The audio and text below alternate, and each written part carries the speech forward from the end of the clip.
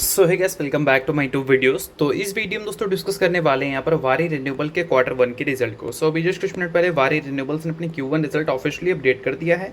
तो चलिए दोस्तों बात करते हैं कंपनी के कंसोलिडेटेड नंबर्स के बारे में। बट अभी तक अगर आपने मेरे टेलीग्राम चैनल को ज्वाइन नहीं किया है, लिंक डिस्क्रिप्शन में है, लिंक के थ्रू जाकर चैनल को ज्वाइन कर लो। सो दोस्तों कंसोलिडेटेड रिजल्ट ओपन कर रखा है। सभी फिगर जो है रुपीज इन लैक्स हम करोड़ में कन्वर्ट करके बात करेंगे। सबसे पहले देखते हैं कंपनी के टोटल इनकम को या फिर रेवेन्यू फ्रॉम ऑपरेशंस को। तो ईयर ऑन ईयर बेसिस पे अगर देखें तो 100% से ज़्यादा की ग्रोथ दिख रही है। 603 करोड़ का कंपनी ने रेवेन्यू रिपोर्ट किया है और वही क्वार्टरली वाइज देखें तो यहाँ पर भी ग्रोथ रेट हमें अच्छी देखने को मिल रही है। अब बात करते हैं इसके अलावा कंपनी के खर्चे के बारे में। तो पिछले साल का जो खर्चा था वो लगभग 200 करोड़ था।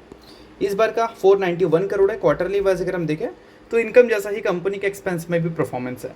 बात करते हैं प्रॉफिट फॉर द पीरियड के बारे में। Profit for the period shocking है क्योंकि पिछले साल का प्रॉफिट कितना था, 28 करोड़। इस बार का प्रॉफिट बढ़कर 86 करोड़ हो चुका है। 100% से ज़्यादा की ग्रोथ है। बट वही क्वार्टरली वाइज जब हम देखते हैं इनकम में तो अच्छी जंप है बट एक्सपेंस ज़्यादा बढ़ा है, जिस वजह से कंपनी के प्रॉफिट 93 करोड़ से गिरकर 86 करोड़ रिपोर्ट होते हुए दिखे हैं। और इसके अलावा ईपीएस की बात करें तो 8.29 है। पिछले एक क्वार्टर के मुकाबले तो कम है बट पिछले साल के मुकाबले बढ़कर आया है।